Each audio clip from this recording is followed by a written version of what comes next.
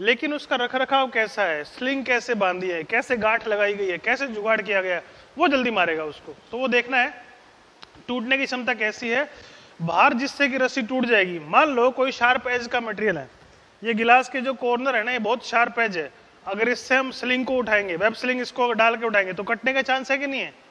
तो इसके लिए कौन सी स्लिंग बढ़िया रहेगी, कौन सी स्लिंग बढ़िया रहेगी? स्लिंग भी चेंज हो जाएगी भैया लोड के हिसाब से। सरिया उठाना है अलग स्लिंग लगेगी, आपको कोई ऐसा लोड उठाना है जो कि कंपैक्टेड जगह पे है तो उसके लिए अलग स्लिंग लगेगी। स्लिंग का बहुत ज्यादा देखना है। तो रिगिंग की जो हैंडबुक है उसमें देखें, आपका जो लोड चार्ट है उसमें पढ़े भाई इसके हिसाब से कितना लोड उठा सकते हैं। रस्सी का जो व्यास है, कई लोग जो होते हैं जो एक्सपीरियंस वाले होते हैं वो डाया देख के बता देते हैं, 25 mm का है तो कितना डाया, कितने का वजन उठा सकते हैं, 20 mm का है तो कितना उठा सकते हैं, उसके हिसाब से वो देख के बता सकते हैं आपको। उसके बाद उसका डिजाइन देखना है किस तरीके का डिजाइन है। जैसे वेब स्लिंग है, वेब स्लिंग के ऊपर लाइनें आती हैं, 5 लाइनें हैं मतलब 5 टन, अगर डबल में है तो 5 लाइन है तो 10 टन। आप देख के पहचान सकते हो ना, रिगर भी सारे के सारे जो ट्रेंड है वो उसको देख के पहचान सकते हैं। तो ये चीजें देखनी है। सुरक्षा का घटक, सुरक्षा का कारक न्यूनतम टूटने का भार और सुरक्षित कार्य के बीच में अनुपात है। जैसे जो रस्से हैं उसके जो निम्नलिखित कारण है, भार का सुरक्षा कारक होता है, रस्सी की जो निर्धारित कम क्षमता है वो इन कारणों से होती है। किसी अगर स्लिंग की जो लिमिट अगर कम हो रही है तो इस कारण की वजह से हो सकती है। सामान्य उपयोग मतलब भैया आपने आज काम किया और उसके बाद धूप में पड़ी है वो पड़ी ही रही है, वो 1 साल तक धूप में ही पड़ी है, उसके बाद अगर आप उसको उठा के जाओगे, उससे लोड उठाने जाओगे तो क्या सही तरीके से परफॉर्म कर पाएगी? वो नहीं कर पाएगी, टूट जाएगी। घिस तो नहीं गई है। कई बार ऐसा होता है कि जब कोई, जैसे अभी आप शाफ्ट में काम करने वाले हो, नीचे से आपकी स्लिंग ऊपर आएगी, ऊपर आपने रेलिंग लगा रखी है, नीचे आपने बड़े बड़े वेलर फिट कर रखे हैं, उनके ऊपर टच होएगी सीलिंग, जब भी आप कभी उठाओगे तो टच होगी, वहां से कट सकती है, फट सकती है। आपका जो यार्न है, यार्न का मतलब क्या होता है, जैसे एक वायर रोप स्लिंग के अंदर बहुत सारे वायर होते हैं ना, कई सारे वायर होते हैं, उन वायर्स के अंदर से कोई छोटा मोटा टुकड़ा तो नहीं कट गया है, कोई डैमेज तो नहीं हो गया है।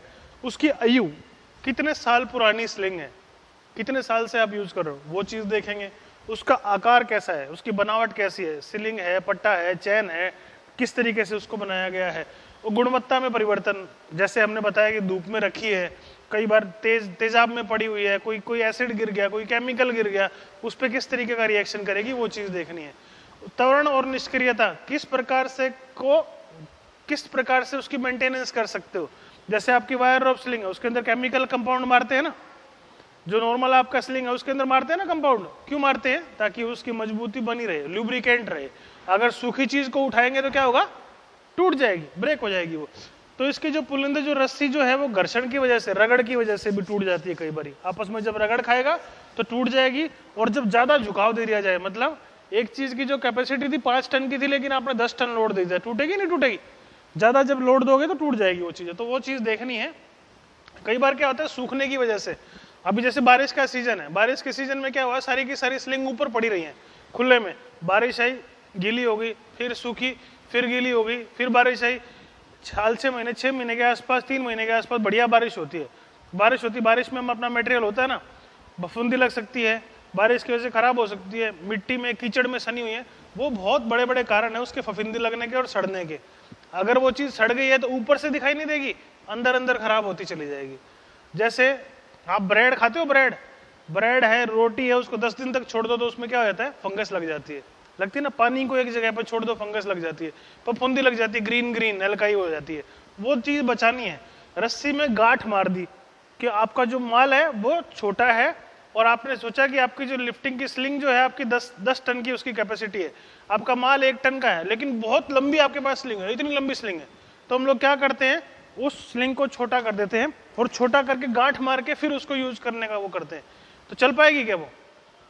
जिस पॉइंट पे हम लोग गांठ मारते हैं ना, वो पॉइंट जल्दी टूटता है। जैसे ये आपकी स्लिंग है, ये आपकी इतनी लंबी स्लिंग है, आपको इतनी ही चाहिए, तो हमने क्या किया, ये इसके अंदर गांठ मार दिया, ठीक है, एक से भी बात नहीं मानी, आपने 2 गांठ मार दी इसके अंदर, ऐसे दिख रहा है सबको।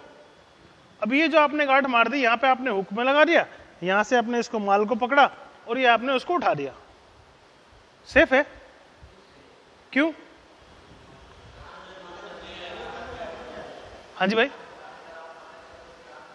गांठ से ही टूटेगी वो गांठ से ही टूटेगी।